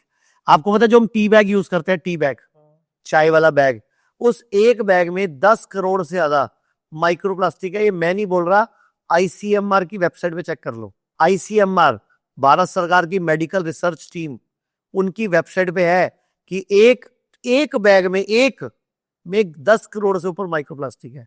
और सोचो आप रोज के 2 कप पी रहे हो तो महीने में 600 करोड़ माइक्रोप्लास्टिक। ग्रीन टी के नाम पे हम उसी को तो आप कर रहे हैं। टी का क्या करो? ग्रीन टी पहली बात तो सीधी ऐसी लाओ जो उबाल के छान के पीनी हो, उबाल के छान के पीनी हो, वो लेके आ जाओ। ठीक है। दूसरी बात, नहीं तो वो पाउच फाड़ दो, फेंक दो, उसकी हरी टी निकाल के गर्म करके पी लो। और दूध वाली चाय कभी मत पियो, दूध वाली चाय भी मत पियो, क्योंकि दूध में चाय डालते ही वो रंग छोड़ती है। दूध में कैसीन नाम का प्रोटीन होता है और चाय में फ्लेवोनॉइड होता है। जब ये दोनों मिलते हैं तो केमिकल रिएक्ट करते हैं, लीवर के लिए नुकसान होते हैं। इसके अलावा चीनी डलती है चाय में, चीनी में सल्फर है और चाय में कैटोचीन है, पत्ती में, दोनों मिलते हैं तो कार्बन बनाते हैं पेनक्रियास में। तो ऐसे बहुत सारे कारण हैं। मेरी वीडियो है यूट्यूब पे, फेसबुक पे, पूरी चाय पे। मैंने उस वीडियो का नाम रखा है चाय पे चर्चा, और वो लगभग 8 मिनट की वीडियो है। मैंने उसमें 5 साइंटिफिक स्टडीज बताई हैं कि दूध वाली चाय क्यों नहीं पीनी। मैं तो बोलता हूं दूध ही मत पियो। अगर दूध पीना है तो 5 शर्तें हैं। दूध पीना है तो 5 शर्तें हैं। नंबर 1, दूध गाय का पीना है। और शर्त क्या है? गाय वो होनी चाहिए जिसकी पीठ पे कुबड़ होता है। नंबर 2, गाय जंगल में चरने जाती हो रोज 3 से 5 किलोमीटर, जड़ी बूटियां खा के आती हो। नंबर 3, गाय के बच्चे नेचुरल पैदा होते हो, बिना नेचुरल मतलब सांड के मिलन से, आर्टिफिशियल इंसेमिनेशन से नहीं। नंबर 4, गाय को किसी भी तरह का injection, antiviral, anti fungal, antibacterial, growth hormone का, ऑक्सीटोसिन का इंजेक्शन, दूध बढ़ाने वाला इंजेक्शन नहीं लगा होना चाहिए। नंबर 5, गाय के चारे में कोई भी स्प्रे, केमिकल, पेस्टिसाइड नहीं होना चाहिए। अगर ये 5 शर्तें गाय पूरा करती है तो दूध अमृत है। दूध ही छोड़ना नहीं खतरा तो दूध मत पीजिए। अगर आपको दूध पीना है तो नारियल का दूध, बादाम का दूध, मूंगफली का दूध पीजिए। यूट्यूब पे वीडियो डाल रखी है मैंने कैसे बनता है, बड़ा आसान है। अगर आप बोलो तो मैं सिखा भी देता हूँ। रात को 10-15 बादाम के गिरियां भिगो के रख दो, सुबह उठ के उसको मिक्सी में बीट कर लो, छिलका कटा के, पानी डाल के, और उसको कपड़े से निचोड़ लो तो दूध निकल गया। जो बचा गूदा उसको फिर दोबारा थोड़ा पानी डाल के मिक्सी में ग्राइंड कर लो 2-3 बार, और 2-3 बार निचोड़ लो, वो दूध बन गया। और जो गूदा उसको फेंकना नहीं, उसको सब्जी में डाल लेना, आटे में गूंद लेना, या वैसे चटनी बना के में, नारियल की चटनी में यूज कर लेना, कोई दिक्कत नहीं है। ठीक है। उस दूध की दही भी बन जाएगी। मैंगो शेक पीना उसी दूध में पियो, बनाना शेक पीना उसी दूध में पियो। और कभी भी गाय भैंस के दूध के साथ मैंगो शेक या बनाना शेक नहीं पीना, क्योंकि आयुर्वेद में मना है कि फल के साथ दूध नहीं लेना, कोई भी फल। लेकिन हम सब ने बचपन में पिया हुआ है, क्योंकि हमें पता ही नहीं था, तब हमने आयुर्वेद पढ़ा ही नहीं था। इसके अलावा कभी भी, कहावत है सर, गाय हमारी माता है, अकल बड़ी के भैंस गई भैंस, पानी में काला अक्षर भैंस बराबर, जिसकी लाठी उसकी भैंस, भैंस के आगे बीन बजाना। अच्छा, सारी कहावतें भैंस पे क्यों है, गाय पे एक ही है माँ? क्या चक्कर है बताओ, कुछ आइडिया? आप तो कृषि का भी प्रोग्राम चलाते हो। तो गाय का दूध पीने लायक है, भैंस का दूध पीने लायक नहीं है, भारी है, हजम होना लेट होता है, और भैंस का दिमाग मोटा बताया गया है, भैंस का ग्रोथ हार्मोन ज्यादा होता है। उसका बॉडी में जो ग्रोथ हार्मोन का फैक्टर है वो ज्यादा स्पीड से ग्रोथ दे देता है। तो भैंस के दूध पीने वाले को ट्यूमर, गांठ, रसौली, पथरियां बनने का चांस भी ज्यादा रहता है, क्योंकि उसकी बॉडी में ग्रोथ हार्मोन ज्यादा होने की वजह से वो दूध में वही गुण है, उसके जीन में वही गुण है। तो भैंस का दूध पहले भी पीते थे लोग, लेकिन कौन? सिर्फ जो बहुत ज्यादा मेहनत का काम करते थे, राजा महाराजा के वो लोग जो लड़ाई लड़ते थे, क्षत्रिय लोग जो कि युद्ध में तलवारों से लड़ते थे, भाले मारते थे एक दूसरे को, या कुश्ती लड़ते थे, वो लोग भैंस का दूध पीते थे। नॉर्मल व्यक्ति भैंस का दूध नहीं पीता था। और अगर भैंस का दूध इतना ही अच्छा है तो America, Japan, China, Korea, Vietnam, ऐसे कितने कंट्री में वहां भी भैंसे हैं, लेकिन कोई दूध नहीं पीता। भारत ही पी रहा है। और ये भारत में अंग्रेज शुरू करके गए, क्योंकि पूरी दुनिया में सबसे तेज दिमाग भारतीयों का है। तो अंग्रेज कभी नहीं चाहते भारत का दिमाग और तेज हो जाए, वो चाहते हैं भारत का दिमाग पैदल हो जाए, ठुस हो जाए। तो घनश्याम जी, जैसे मैंने बोला, जी America, China, Russia, Germany, Japan, Korea, China, ये सब बड़े बड़े कंट्री हैं। जी पूरी दुनिया में भैंसे हर कंट्री में है, लेकिन वहां कोई भैंस का दूध क्यों नहीं पीता? भैंस का दूध पीते हैं लोग, लेकिन कब? जब कोई बहुत मेहनत का काम करना हो। आम आदमी के लिए भैंस का दूध नहीं है, क्योंकि हजम ही नहीं होता, एक्सरसाइज ही नहीं हो पाती, क्योंकि इतना हम काम ही नहीं करते। अगर भैंस का दूध पीना है तो कम से कम 15 घरों में जाके झाड़ू पोछा कीजिए, वो भी नीचे बैठ के वाला, ऐसे खड़े होके वाला नहीं, नीचे बैठ के। और नीचे बैठ के रोटी पकाइए, पूरा पेट हिलता था, एक्सरसाइज होती थी। तो भैंस का दूध पीने लायक नहीं है। गाय का दूध पियो, पहली बात। लेकिन गाय की मैंने 5 शर्तें बता दी। गाय की पीठ पे कुब्बर होना चाहिए। अगर आपको लेना ही है कुछ, तो सबसे बढ़िया है देसी घी, भारतीय घी गाय का, वो ले लो। आपको कुछ और लेने की जरूरत नहीं है, वो बढ़िया है, वो बढ़िया है, क्योंकि उसकी तासीर बदल जाती है घी बनने से। क्योंकि पहले दूध को फेंटते हैं हम, उसकी दही बनती है, फिर दही को फेंटते हैं, मक्खन बनता है, फिर मक्खन से घी बनता है। और घी को भी कभी गर्म नहीं करना, आपको ऊपर से डालना है। काली दाल खाई, पीली दाल खाई, ऊपर डाल लो, रोटी में लगा लो ऊपर से, जो भी करना है ऊपर से डाल के खाना। घी को गर्म करके नहीं खाना, वरना उसके अंदर का स्वभाव, उसके अंदर के गुण वो बदल जाते हैं, वो नुकसानदायक हो जाते हैं। सर, डॉक्टर तो घी के लिए मना करते हैं। अरे डॉक्टर से बोलो, पूछो खाएं क्या, वो बोलाएंगे रिफाइंड तेल, जो दुनिया का सबसे खराब तेल होता है। और इसके अलावा अगर खाना है तो आप सरसों का तेल, तिल का तेल, कच्ची घानी सरसों का तेल, मतलब नारियल का तेल, इनका सेवन कीजिए, या देसी घी का सेवन कीजिए, ज्यादा बढ़िया रहेगा। ठीक है सर, जब मैं आपको देखता हूं तो फिर मुझे लगता है कि ढेर सारी उम्मीदें हैं जो एक साथ आ गई हैं, और बहुत सहज तौर पे। लेकिन सर, बहुत सारे लोग ये भी कहते हैं कि आप बहुत कम मिलते हैं, ऑनलाइन बहुत सारे लोग मिलते हैं, तो आपसे मिलना उतना ही प्रभावी है जितना ऑनलाइन वालों से? जो ऑनलाइन कंसल्टेंसी होती है आपकी, वो उतनी इंपैक्टफुल होती है जितना आपसे मिलके होती है सर? देखो, मैं और मेरे सारे डॉक्टर्स, ट्रेनिंग पैटर्न एक ही है सबका। जो मैं जानता हूं वो मेरे सभी डॉक्टर्स जानते हैं, वो सभी थेरेपिस्ट जानते हैं। तो और मैं जो जानता हूं, मैं सब यूट्यूब पे, फेसबुक पे सब डालता रहता हूं। मेरा सब कुछ लाइव जाता है, तो इसलिए मेरे पास कोई हिडन छुपा हुआ ज्ञान नहीं है। मेरा ज्ञान तो वो है जो मैंने खुद पे अर्जित किया। मैं तो खुद 30 साल पहले बहुत ज्यादा भयंकर बीमार रहता था। 8 साल मेरा इलाज चला एलोपैथी में, 8 साल। जब ठीक नहीं हुआ तो मजबूरी में मैं तो आयुर्वेद में इलाज कराने गया था। मैं तो पहले एलोपैथी में इलाज करा रहा था। 1995 में मेरा वजन 39 किलो था। अच्छा। 45 किलो से घट के 39 हो गया था। पूरे घर का सबसे बीमार बच्चा था। कभी जॉन्डिस, कभी निमोनिया, कभी बुखार, कभी वायरल होता रहता था। जब मैं 16 साल का था तो मुझे तराजू के एक तरफ बिठाया गया, और जितना मेरा वजन है, उस टाइम मेरा वजन 31 किलो था, उतने बराबर वजन के तिल, तेल, चावल, शनि को बुलाकर, शनि जो शनिदान, तुलादान बोलते हैं, वो भी किया गया। उसका कुछ हुआ तो वो मेरा कुछ नहीं हुआ। मतलब मेरे परिवार वालों ने सारे हथकंडे अपनाए, लेकिन मैं ठीक नहीं हुआ। अंत में मेरे मौसा जी doctor SP Chhabra, doctor Satyapal Chhabra, Sri Ganganagar, Rajasthan में मैं 3 महीने जाके रहा, और वहां मेरा इलाज हुआ। और जब मैं वहां से वापस आने लगा तो उन्होंने मुझे पूछा लाइफ में क्या करना है, तो मैंने कहा मैं तो सोचा ही नहीं। तो कहते यही काम करेगा क्या? मैं कहा आप ट्रेनिंग दोगे तो कर लूंगा। मेरी पहली सैलरी 800 रुपए थी वहां पे। वहां से मेरे जीवन में मैंने लोगों का इलाज करना डाइट से सीखना शुरू किया, नेचुरोपैथी सीखा मैंने, थोड़ा आयुर्वेद सीखा, चरक संहिता पढ़ी, सुश्रुत पढ़ी, भागवत संहिता पढ़ी, और कुछ कोर्सेज किए जो भी जरूरी थे, जैसे कि करस्पॉन्डेंस कोर्स या जो भी कहीं से कुछ मिल सकता था मैंने किया। आज भी पढ़ रहा हूं मैं, 3 ऑनररी पीएचडी ले चुका हूं। मैं कहीं भी अपनी पढ़ाई लिखाई लिखता नहीं हूं।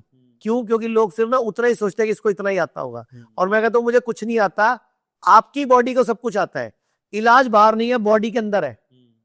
अगर कहीं गांठ बनी है तो बॉडी ने बनाई है, तो बॉडी को ही बोलो ठीक कर, ठीक बात है। बॉडी को ही बोलो ठीक कर, बॉडी ठीक करेगी। अच्छा एक बात बताओ, जब लेडी प्रेग्नेंट होती है पेट कितना आगे होता है? सही बात है। जब बच्चा बाहर आ जाता है पेट वापस नॉर्मल हो जाता है। अभी अब मैं मुंह फुला लेता हूं, नॉर्मल हो गया हमारी। अच्छा ये भगवान ने बनाई बॉडी, ये कोनी ऐसे घूमती है, ये हाथ भी ऐसे घूमता है क्या? ये सिर्फ आगे पीछे होता है। भगवान इसको भी तो घुमाने वाला बना सकता था, लेकिन भगवान ने इसको ऐसा ऐसा बनाया और इसको पूरा घूमने वाला बनाया, कंधा पूरा घूमने वाला बनाया। अब लोग बोलते हैं फ्रोजन शोल्डर हो गया। जब तुम कंधा घुमाओगे ही नहीं, यूज नहीं करोगे, तो फ्रोजन शोल्डर हो गया। तुम बॉडी को यूज नहीं करोगे, बॉडी बीमार पड़ेगी। ठीक बात है। इस्तेमाल करो, सैर करो, योगा करो, प्राणायाम करो, सही डाइट लो। तो मैं एक सही डाइट चार्ट बता देता हूं, हाँ सर। जो सबके लिए कॉमन है, ओके। जिसका नाम है पीएच बैलेंस डाइट चार्ट। ठीक है, ये डीआईपी डाइट का एडवांस वर्जन है। डीआईपी डाइट इसके अंदर शामिल है, थोड़ा हमने इसको एडवांस कर दिया है। इसका नाम है पीएच बैलेंस डाइट चार्ट। क्या है ये? रात को दांत साफ करके सोना है, सोते टाइम सिर पूर्व में या दक्षिण में होना चाहिए। पूर्व जिधर सूरज उगता है उस तरफ मुंह करो, राइट साइड दक्षिण, तो पूरा दक्षिण में सिर करके सोना है। जब भी लेटना है बाई करवट लेटना है, जब भी उठना है दाई करवट उठना है। तो सुबह आप रात को सो जाओ, सुबह उठ के पहले बॉडी को हिलाओ, लेटे लेटे अच्छा इसी में सिखा दूं चश्मा उतारने की विधि भी। हाँ सर, चश्मा हटाना है। चश्मा हटाने की निक भी सिखा देता हूं। हाँ। तो सुबह सुबह उठ के पहले बॉडी को हिलाओ अच्छी तरह, इतना हिलाओ कि 2 मिनट में पूरी बॉडी का ब्लड सर्कुलेशन बढ़ाओ, लेटे लेटे, उठना नहीं है। फिर दाई करवट उठ लेके उठ के बैठ जाओ। अपनी लार ले लो, अपनी लार ले लो, लार, इस लार को आंखों में काजल की तरह लगाओ, और ये 3 उंगलियां यहां रखो। 7 बार ऐसे घुमाओ, 7 बार उल्टा घुमाओ, 5, 10 बार, 15 बार ऐसे घुमाओ, 20 बार, 25 बार घुमाओ, घुमाते जाओ, फिर उल्टा घुमाओ। इसके अलावा गर्दन की एक्सरसाइज करो, इधर इधर आगे पीछे 8-8 बार। कंधों की एक्सरसाइज करो, कंधे ऊपर नीचे आगे पीछे करो। ये चेहरे और कंधों की आंखों की एक्सरसाइज है। धीरे धीरे आपका चश्मा उतरने लग जाएगा। साथ में 5 बादाम, 5 भूरी मिर्चें रात को भिगो के रखो। 7वीं क्लास में मुझे भी चश्मा लग गया था। अच्छा। 7th क्लास में, तो मैं नाम भी लेना चाहूंगा। जब 7th क्लास में जब मेरा कुछ चश्मा लगा, तो मैं सहारनपुर का हूं, यूपी का, तो मैं किशनपुरा में रहता हूं। वहां पे पास में एक डॉक्टर थे, डॉक्टर एसके त्यागी, चश्मा मतलब नेत्र विशेषज्ञ है, जनकपुरी में, सहारनपुर में। जो सहारनपुर के होंगे वो समझ जाएंगे। तो वहां पे मेरी मम्मी मुझे ले गई और डॉक्टर साहब ने मेरी आंखें चेक करी और मुझे बोलता है इसको चश्मा लग गया है। और मम्मी ने बोला लगा दो, तो मेरे को चश्मा लग गया। 3 दिन बाद चश्मा बन के आ गया। पहले 2-3 दिन लगते थे, आजकल तो 1 घंटे में बन जाता है जी। तो मेरे चाचा जी रहते थे कलकत्ता में, साइंटिस्ट है, उनका नाम है Ashok Grover, geological survey of India में डायरेक्टर थे। वो घर पे आए हुए थे, उन्होंने मुझे बुलाया, इधर आ, चश्मा क्यों लगा के घूम रहा है? तो मैंने बोला लग गया।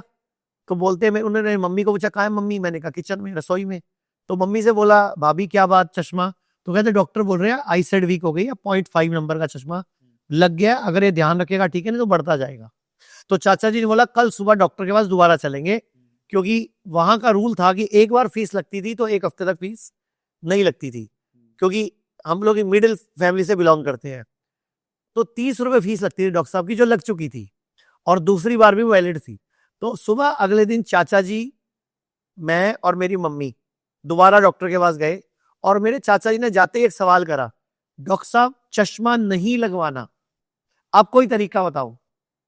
तो डॉक्टर साहब ने कहा 5 बादाम, 5 भूरी मिर्चें, सफेद मिर्चें रात को भिगो के रखनी है और सुबह उठ के चबा के खानी है, और नंगे पांव घास पे घूमना है सुबह, और अपनी लार आंखों में डालनी है। मुझे अच्छी तरह याद है, मेरे चाचा जी मुझे 12-13 दिन सहारनपुर में एक कंपनी गार्डन है, वहां लेके गए। उसके बाद आज तक मुझे अभी तक चश्मा नहीं लगा। अभी मैं 50 साल से ऊपर का हो चुका हूं। तो सर ये है साइंटिस्ट का दिमाग। और वहीं से मुझे लगता है वो मेरे चाचा जी और मेरे वो मौसा जी, इन लोगों के दिमाग का मुझे असर हुआ और मैंने हर जगह सवाल पूछना शुरू कर दिया, ये क्यों, ये क्यों, ये क्यों। और मैं आप सबसे रिक्वेस्ट करूंगा, सवाल पूछा करो। सवाल पूछना जरूरी है, क्योंकि आप सवाल नहीं पूछते हो और बाद में बोलते हो मुझे पता नहीं था। सवाल पूछो ना कि बायोप्सी क्यों करनी है। ठीक बात है। आज तक कितने लोगों ने बायोप्सी कराई, उनको साइड इफेक्ट नहीं आए। और बायोप्सी के रिसर्च पेपर दिखाओ जरा, क्या बायोप्सी से कैंसर फैलता है कि नहीं फैलता। नहीं तो मैं आपको रिसर्च पेपर देता हूँ, आप बोलो तो मैं आपको एक बुकलेट देता हूँ, कैंसर पे बनाई है मैंने, लगभग 50 पेज की है। उसमें सारे तो मैंने साइड इफेक्ट डाल दिए बायोप्सी के, और रिसर्च पेपर डाल दिए, मेमोग्राफी के रिसर्च पेपर डाल दिए। एक नंबर नोट करो, फिर भूल जाऊंगा मैं। 74239 74239, इस नंबर पे आप लिख दो पीडीएफ कैंसर, पीडीएफ कैंसर, तो हमारी टीम आपको कैंसर की बुकलेट भेज देगी फ्री पीडीएफ। आप पढ़कर देखना biopsy, PET scan, mammography, radiation, chemotherapy के क्या क्या साइड इफेक्ट हैं और क्यों वो नहीं करानी चाहिए और क्या कराना चाहिए। उसमें आयुर्वेद के पेपर भी डाल दिए मैंने। अब आ जाओ डाइट चार्ट पे। सुबह उठ के आंखों की एक्सरसाइज हो गई, इसके बाद उकड़ू बैठ के, उकड़ू समझ गए जी। इंडियन टॉयलेट स्टाइल में बैठ के, इतना बड़ा टुकड़ा हल्दी, छोटा टुकड़ा अदरक और 10 कड़ी पत्ते चबाने हैं। 5 मिनट लगाने हैं चबाने में, रोज सुबह करना है। पॉटी जाने से पहले ऊपर से गरम गरम पानी पी लेना है। और रोज नहीं करना, कुछ भी मैं जो बोलूंगा ना वो रोज नहीं करना। जो भी मैं बोलूंगा हफ्ते में 4 दिन या 5 दिन करना है। रोज करोगे बॉडी को आदत पड़ जाएगी। उसके बाद आ जाओ नाश्ते पे। नाश्ते में अगर आपका वजन 50 किलो से ऊपर है तो आधा किलो फ्रूट्स खाने हैं पहले, और 50 किलो से कम है तो 250-300 ग्राम फ्रूट खाने हैं पहले, 3 से 4 तरह के सीजन की। उसके ऊपर से नाश्ता करना है, जो दिल करे खाओ, कोई मना नहीं है। रोटी, चावल, दलिया, खिचड़ी, sprouts, idli, dhokla, cornflakes, fruit chaat, जो खाना है खाओ। शर्त है पहले फ्रूट खाओ। कितने? अगर 50 किलो से ऊपर हो तो आधा किलो, 50 किलो से नीचे हो तो 250 से 300 ग्राम। इसके बाद आ जाओ लंच में और डिनर में। लंच और डिनर में अगर आप 50 किलो से ऊपर हो तो 250 ग्राम सैलड खाओ पहले, उसके ऊपर से अपना जो खाते हो वो खाओ, और सेम आपसे डिनर में सैलड खाओ पहले, या वेजिटेबल सूप पियो पहले, और उसके ऊपर जो खाना खाओ, रोटी खानी, चावल खानी। कोशिश करो एक टाइम पे एक चीज खाओ, रोटी खाओ या चावल खाओ, एक टाइम पे एक चीज। और अगर रोटी खाओ तो कोशिश करो गेहूं की मत खाओ, मिलेट्स के आटे की रोटी खाओ या 0 ग्रेन रोटी खाओ, सीड से और बादाम के पाउडर से बन जाती है। अगर रोटी गेहूं की खानी है, गेहूं की खानी है तो 10 किलो आटे में 1 किलो बेसन डाल लो, 1 किलो सोयाबीन का आटा डाल लो, 12 किलो हो गया। जब गूंदना है आटा तो जितना आटा है उसका 50 से 70 ग्राम पत्ते गूंद लो, उसका 50 से 70 ग्राम पत्ते गूंद लो। तो क्लियर, ये आपका हो गया ब्रेकफास्ट, लंच, डिनर। और एक मेरी एडवाइस है, 6 दिन खाओ, 1 दिन खा ना करो, खा ना, 1 दिन उपवास करो, कभी बीमार नहीं पड़ोगे। और 2 परहेज हैं, जो भी चीज जानवर से आती है वो छोड़ दो। जानवर से क्या क्या आता है? दूध आता है, दही आता है, पनीर आता है, वो छोड़ दो। कई बार जानवर खुद प्लेट में आ जाता है तो वो छोड़ दो प्लीज। एक मैं और बोलना चाहूंगा, एक चीज और छोड़ दो, जो भी चीज फैक्ट्री से आती है, जो भी चीज प्रोसेस हो जाती है, जो चीज पैकेट में आ रही है, फैक्ट्री से आ रही है, मार्केट से आ रही है, वो छोड़ दो। जैसे बिस्किट, भुजिए, ये चीजें, chips, cold drinks, packed food, process food छोड़ दो। घर का बना, मम्मी के हाथ का, बीवी के हाथ का, बहन के हाथ का घर का खाना, शुद्ध खाना, स्वस्थ खाना और स्वस्थ सुखी रहना, यही मेरा मिशन है। स्वस्थ भारत, समृद्ध भारत। ठीक है सर, समय कम है आपके पास, मैं जानता हूँ, लेकिन कुछ कुछ बातें मुझे जल्दी जल्दी जाननी है आपसे सर। किसी को कब्ज है और सुबह फ्रेश नहीं हो पाता है, क्या कर ले? हमारी एक पेट लीवर शुद्धि किट आती है, वो मंगवा ले। और घर पे रह के क्या कर सकते हैं? घर पे रह के आंवला, हरड़, बहेड़ा, जिसको त्रिफला बोलते हैं, संभाग, संभाग, दोबारा बोल रहा हूँ, संभाग, 1 चम्मच रात को भिगो के रख दे और सुबह उठ के उसको उबाल के काढ़ा बना के आधा रह जाए छान के पी ले, और सुबह 1 चम्मच भिगो के रख दे, उसको रात को पी ले सोने से पहले। 10-15 दिन में ही मोशन सेटल होने लग जाएगा। ठीक है सर। और फिर भी नहीं होता तो हमारी PLS किट, पेट लीवर सिद्धि स्प्लीन किट मंगवा ले, बहुत सस्ती है, 30 रुपए या 60 रुपए रोजाना के खर्चा में आप store.jinasico.com से मंगा सकते। ठीक है सर। ब्लड प्रेशर हाई है सर, क्या कर सकते हैं घर पे? अगर ब्लड प्रेशर हाई है तो राइट को बंद कर लें और लेफ्ट से सांस ले, आराम आराम से सांस ले, रोक के सांस ले, रोक के सांस ले, रोक के 5 मिनट रोज करें। 10 दिन 5 मिनट करें, उसके बाद 2 मिनट भी रोज करेंगे तो 90% लोगों का ब्लड प्रेशर कंट्रोल होने लग जाएगा। राइट को बंद करना है, लेफ्ट से सांस लेनी है। अगर ब्लड प्रेशर लो है तो इसका उल्टा करना है। अब किसी को माइग्रेन है तो यही प्रक्रिया 10 मिनट करें, 10 दिन तक नंगे पांव घास पे घूमें, और उसके बाद 2 मिनट रोजाना करें। और जिनको माइग्रेन है वो एक पैर गर्म पानी में, एक पैर ठंडे पानी में रखें, मतलब एक पैर 40-42 डिग्री गर्म पानी, एक पैर बर्फ वाला पानी। 5 मिनट बाद दोनों बाल्टियां पलट दें, फिर 5 मिनट बाद बाल्टियां पलट दें। माइग्रेन जिंदगी भर के लिए 15-20 दिन करने से ठीक हो जाएगा। और एक और बात, नर्वस सिस्टम की problem, depression, anxiety, schizophrenia, mania, इन सब में भी ये रामबाण काम करता है। ठीक है। लेकिन सर किसी को थायराइड है तो थायराइड से कैसे छुटकारा घर में ले सकते हैं? भुजंग आसन, वज्रासन, उकड़ू आसन, ये 3 आसन करें, थायराइड ठीक हो जाएगा। और भुजंग आसन जब करें और ऊपर जाए तो जब गर्दन ऐसे हो तो उस टाइम ऊपर जाके मुंह को खोलिए 4 बार, और 12 बार करें, यानी कि 48 बार मुंह खोले बंद करें धीरे धीरे, तो आपका थायराइड ग्लैंड की ग्रंथियों का सिक्रेशन सेटल हो जाएगा और बहुत तक उम्मीद है आपकी थायराइड की गोली बंद हो जाएगी। खाने पीने में कुछ एहतियात थायराइड को लेके? बस जो एहतियात हो पहले बताइए, पीएच बैलेंस डाइट है, वही डाइट है। लेकिन सर कई लोग प्रेगनेंसी के दौरान वॉमिट बहुत फील करते हैं, नोजिया बहुत होता है सर, क्या कुछ कर सकते हैं? पहली बात तो प्रेगनेंसी प्लानिंग से करें। प्रेगनेंसी, आप एक नए जीवन को जन्म देने जा रहे हैं, आप एक नए जीवन को जन्म देने जा रहे हैं, आपके पेट से सृष्टि ने जन्म लेना है, तो बच्चा पहले प्लान्ड पैदा करें। ऐसे ही नहीं किस दिन भी संभोग करें और बच्चा पैदा कर दें, वो बच्चा भी स्ट्रांग पैदा नहीं होगा और आप भी स्ट्रांग नहीं हो। 3 महीने पहले अपने शरीर को पहले तपाएं, अच्छी डाइट लें, योगा करें, पहले शरीर को स्ट्रांग करें, पुरुष भी और महिला भी, और पंचकर्म कराएं, उसके बाद बीज शुद्धि कराएं, फिर गर्भ शुद्धि कराएं, फिर गर्भ धारण करें। तो ये जो 9 महीने उल्टियां पुल्टियां लगना, ये कमजोर बच्चा होना, दिल में छेद वाला बच्चा, मस्कुलर डिस्ट्रोफी, ऑटिज्म वाला बच्चा, ये सब होगा ही नहीं। सर टेल बोन का पेन बहुत कॉमन हो गया सर, बैठते वक्त झुकते वक्त टेल बोन का पेन घर में खत्म हो जाए। सुबह उठ के उकड़ू बैठ के 1 टुकड़ा हल्दी, 1 टुकड़ा अदरक, इसके अलावा दालचीनी, सौंफ, तुलसी और इलायची, इन सबका काढ़ा बना के सुबह सुबह उकड़ू बैठ के पिए। और पृष्ठवस्ती एक पंचकर्मा की टेक्निक है, ये करे, आपकी टेल बोन का दर्द 15-20 दिन में ठीक होने लग जाएगा। लेकिन सर सबसे हॉट टॉपिक और मेरा भी फेवरेट, वजन कम करना है सर घर में रह के। आपने भारती को देखा है? मैं भारती की वीडियो देता हूं, अभी बनाई है मैंने परसों ही, वो आप यहाँ दिखा दो। भारती ने इंटरमीडिएट फास्टिंग और पंचकर्मा की मदद से, पंचकर्मा जो हम करते हैं हॉस्पिटल में, इसकी मदद से 23 किलो घटाया है। 17 किलो हमारे पास घटाया है, 6 किलो उसने घर पे घटाया है। और सबसे बड़ी बात, जो वजन घटाया भारती ने, आज 2 साल और 4 महीने हो गए, दोबारा मोटी भी नहीं हुई। और भारती की मम्मी की किडनी फेल थी, उनका डायलिसिस चलता था, आज 2.5 साल हो गए, टचवुड, मतलब उनका आज तक डायलिसिस भी नहीं हुआ। और उनकी बीपी की गोली बंद हो गई, शुगर की गोली बंद हो गई। मेरी सासू माँ है जो, उनको डायबिटीज की शिकायत है, बहुत हाई लेवल पे थी, फैटी लीवर था, मेरी मम्मी को किडनी की प्रॉब्लम है, और मैं बहुत खुश हूँ और मैं लेके भी जा रही हूँ दोनों को वापस। और भारती को देखकर ही सिद्धू जी ने कांटेक्ट किया था और डाइट चार्ट लिया था। सिद्धू जी का वीडियो वायरल हुआ पूरे भारत में। इसके अलावा जो कपिल शर्मा के शो में राजीव ठाकुर है, उनके मम्मी पापा भी हमारे पास आए हैं।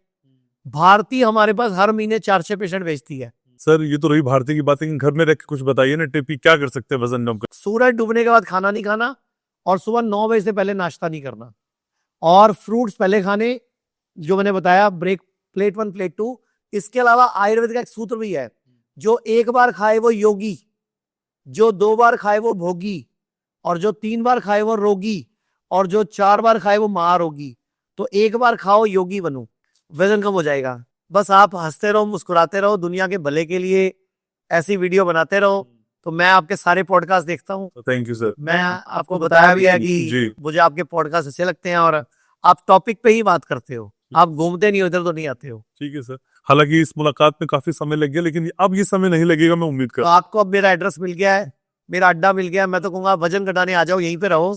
तो आप आओ, मिलेंगे भी और पॉडकास्ट भी कर लेंगे। ठीक है सर, आपने समय निकाला sir, thank you so very much sir. मुलाकातें होती रहेंगी, मैं उम्मीद कर रहा हूँ। सौंठ, आंवला, बेल, अमलतास, लौंग, सौंफ, गुलाब की पत्तियां, हरड़, काला नमक, निशोत, बहेड़ा, सोनमुखी और अजवाइन, ये 13 जड़ी बूटियों से ये पाउडर बना हुआ है। मैं हूं आज घनश्याम उपाध्याय पॉडकास्ट पे और आपको बता रहा हूं, भारत में पहली बार स्वस्थ व्यक्ति स्वस्थ रहे, बीमार पड़े ही ना, उसका इंतजाम किया हमने ये पाउडर बना के। 6 दिन ये पाउडर लेना है, रोज रात को सोते टाइम 3 से 4 ग्राम। ये 13 जड़ी बूटियों से बना हुआ है और ये 6 जड़ी बूटियों से बना हुआ है हमारा शॉट। आंवला, अमलतास, बहेड़ा, सोनामुखी, हरड़ और अजवाइन, ये शॉट पीना है। तो मैं चाहूंगा घनश्याम जी शॉट पी के भी दिखा दो, इधर आओ जरा एक बार, ये शॉट अपने व्यूअर्स को पी के दिखा दो जरा और बताओ कैसा स्वाद है। और मैंने वो नहीं पिया है पहले। कोई बात नहीं ना सर, पी तो सही आप, बताओ जरा कैसा स्वाद है। स्वाद तो ठीक है सर। अजवाइन है, हाँ, अजवाइन हरड़ है। है, आंवला है और अमलतास है। जी। और ये शॉट हफ्ते में 1 दिन पीना है, 6 दिन पाउडर लेना है, हफ्ते में 1 दिन शॉट लेना है, पूरा भारत स्वस्थ रहेगा। एक श्लोक बता रहा हूं मैं आपको आयुर्वेद का।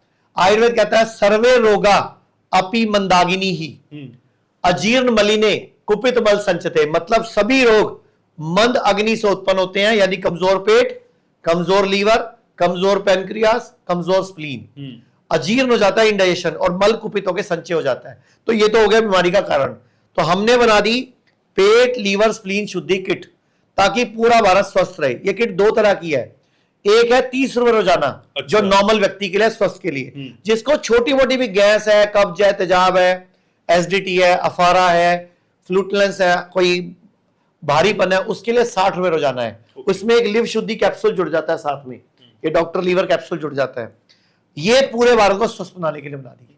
तो मैं आप सबसे रिक्वेस्ट करूंगा store.jinasiko.com या 7423974239 से इस किट को मंगवा लें और पूरे भारत को स्वस्थ बनाने की जो हमारी मुहिम है उसमें अपना सहयोग दें। धन्यवाद।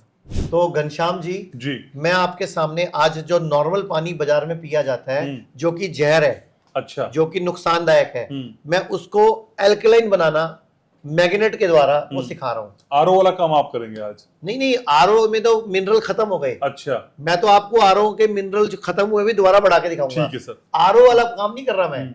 आरओ सारा तो काम सिर्फ 3 मिनट में होगा, उससे भी कम कर देंगे अगर आप चलिए बोलोगे सर, तो। शुरू करते हैं। आरओ वाला जो काम है ना, हाँ। आरओ तो क्या कर रहा है, सिर्फ पानी को साफ कर रहा है, उसको डीमिनरलाइज कर रहा है। मैं तो पानी को एल्कलाइन कर रहा हूँ मैग्नेट से और सिल्वर का गुण डाल रहा हूँ। आप सबकी दुकानें बंद करवाएंगे मतलब? बंद हो गई होगी तो मैं आपको दिखाता हूँ, ये आपके सामने। ठीक है, मैं सबसे पहले आपको पानी एल्कलाइन करके दिखाता हूँ। ये थोड़ा पानी डाला मैंने इधर, ठीक है, नॉर्मल पानी। अब इसी पानी को मैंने इस मशीन से गुजारा। अच्छा, इस मशीन का कोई नाम है सर? इस मशीन का नाम है इंजेक्ट मैग्नेटिक डिवाइस, अच्छा, INJK, ओके, चुंबकीय यंत्र। अब ये मेरे हाथ में एक एल्कलाइन मीटर है, ये pH बैलेंसर है मेरे हाथ में, देखो आप। अच्छा, अगर 3 आया तो लाल होगा, 4 होगा संतरी होगा, 5 होगा ये वाला पीला, 6 होगा ये वाला पीला, 7 होगा हरा, जामनी हुआ तो ये। तो मैं आपके सामने ये ड्रॉपर डालता हूँ इस पानी में भी और इस पानी में भी। आप बताओ सर किसका रंग कौन सा है? अच्छा, ये कौन सा रंग है? ये ये 8 और 9 pH का है। हाँ, और इधर वाला कौन सा pH है? 3 और 4 के बीच में। हाँ। तो यानी कि आप एसिडिक पानी पी रहे थे जो कि liver failure, kidney failure, cancer का कारण बन रहा था। हमने आपके सामने 5 सेकंड में पानी की प्रकृति चेंज कर दी, एल्कलाइन कर दिया। ओके, अब इसको साइड पे कर देते हैं। अब अगला टेस्ट करके दिखाता हूं मैं। तो मेरे पास यहाँ पे धनिया है, ठीक है, तो मैं आपके सामने यहाँ पे धनिया ले लेता हूँ। ठीक है, 2 चम्मच ले लिया मैंने। अब इधर भी डाल देता हूँ। ये धनिया एक रिप्रेजेंट करेगा कि मैं आपको एक प्रूव करके दिखाऊंगा कि इसमें पानी प्रवेश करता है कि नहीं करता। ठीक है। जी। आप देखो धनिया का रंग पानी में आया, नहीं आया। हाँ, नहीं। इसका मतलब धनिया में पानी प्रवेश नहीं किया। नहीं कर रहा है, क्योंकि पानी का जो मॉलिक्यूल है, स्ट्रक्चर है, वो है मोटा है पानी का, ओके। जो उसमें मॉलिक्यूल है। समझ गया। यहाँ चुंबक से गुजरते ही पानी का मॉलिक्यूल बदल गया। हाँ। पानी का जो अणु था वो सूक्ष्म हो गया। देखो आपके सामने, अब भैया कैमरे में दिखा दे जरा। तो आपके सामने क्या प्रूव हुआ इससे कि हमारे सेल में ये पानी प्रवेश ही नहीं करता, क्योंकि ये पानी का जो अणु है वो 14 से 16 क्लस्टर का है। अच्छा। और यहाँ चुंबक की वजह से इसको 6 से 8 क्लस्टर का बना दिया। तो ये आपके सामने सर, आप बताओ फर्क। ठीक है सर, दिख रहा है यानी फर्क। कि इसमें धनिये में घुसा ही नहीं पानी। यानी कि धनिया को मैं एक तरह का सेल मान लेता हूं। हम बोलते हैं पानी डिहाइड्रेट करता है, पानी हमें अच्छा रखता है। रखेगा कैसे जब सेल में घुस ही नहीं रहा? लेकिन यहाँ पानी सेल में प्रवेश कर रहा है। ठीक है सर। ये दूसरा टेस्ट हो गया। ओके। अब आपके सामने एक और टेस्ट कर लेते हैं। हमने बचपन से सुना है हल्दी बड़ी गुणकारी होती है। हल्दी में करक्यूमिन है, हल्दी एंटीबायोटिक है, एंटीवायरल है, एंटी फंगल है, एंटी इन्फ्लामेटरी है। तो अब हम हल्दी का एक टेस्ट कर लेते हैं। लाओ जी रवि सर, पहले इधर मैं डालता हूं सिंपल पानी। तो आपके सामने हल्दी का रंग आ गया। अब मैं इसी पानी को कॉपर, ऊपर कॉपर लगाए, बीच में चुंबक लगे हैं, इसके बीच में चांदी लगी है, नीचे पेबल्स हैं। अब इधर डाल रहा हूं। अब आपके सामने अभी थोड़ी देर में फर्क आ जाएगा।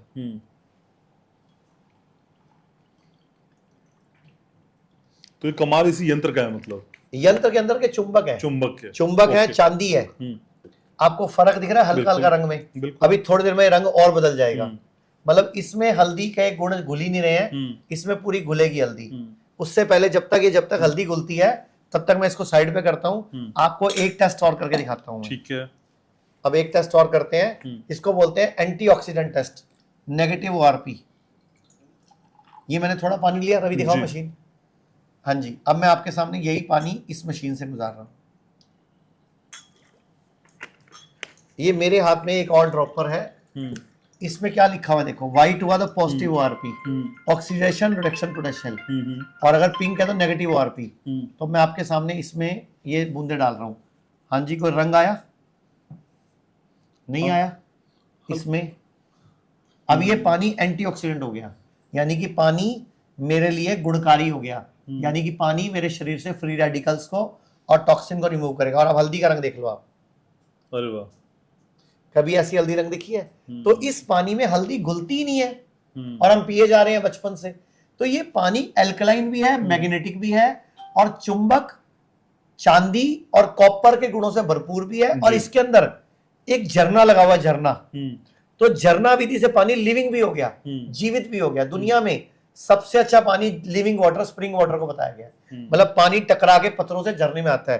तो इसमें आधे हिस्से में पत्थर भरे गए हैं अलग बेस्ट क्वालिटी के, जिनसे टकरा के पानी आता है। मेरे पास और भी बहुत सारे टेस्ट है, अगर आप कहो तो मैं करके दिखा दूं।